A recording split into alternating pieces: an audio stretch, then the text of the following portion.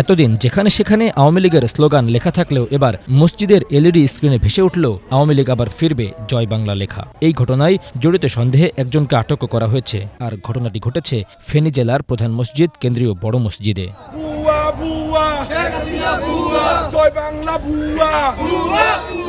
সোমবার দুপুর ২টা থেকে বিকাল ৩:১৫ পর্যন্ত দেখা যায় লেখাটি। স্ক্রিনে লেখাটি দেখে ক্ষুব্ধ হয়ে যান মসজিদের মুসল্লি ও সাধারণ জনতা।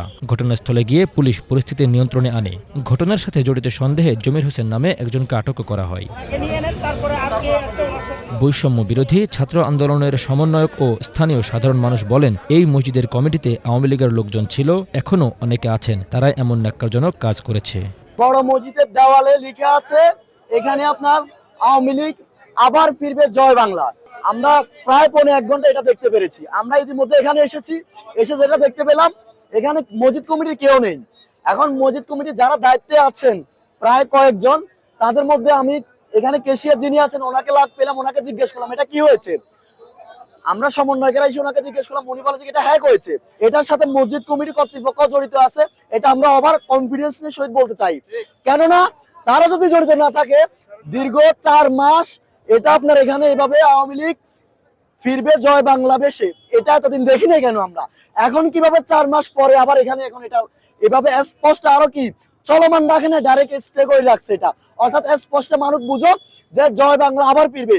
১ ঘন্টা পর্যন্ত এই লেখাটা এখানে বিদ্যমান আছে এবং আমরা এটা পুরোপুরিভাবে স্পষ্টভাবে বলতে চাই, এখানে মসজিদ কমিটি পুরোপুরিভাবে দায়ী এবং তারা এটা সুপরিকল্পিতভাবে করা হয়েছে।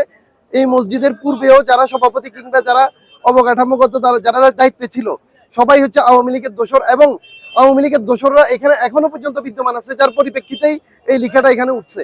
এবং আমরা আসার পরও এই লেখাটাকে দেখতে পাই এখনো পর্যন্ত সেটা মোছা হয় নাই।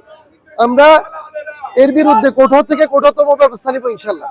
আওয়ামী লীগ আবার ফিরবে জয় বাংলা ডিসপ্লেতে এটা উঠছে শোনা মাত্র আমরা এখানে বিভিন্ন ছাত্র সংগঠনের নেতৃবৃন্দ আসছে, বৈষম্য বিরোধী ছাত্র আন্দোলনের নেতৃবৃন্দ আসছে।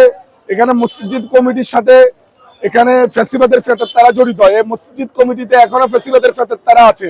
এই ফ্যাসিবাদের ফেতর মাধ্যমে এই জিনিসটা করা হচ্ছে, ওরা এটা মনিটরিং করতেছে।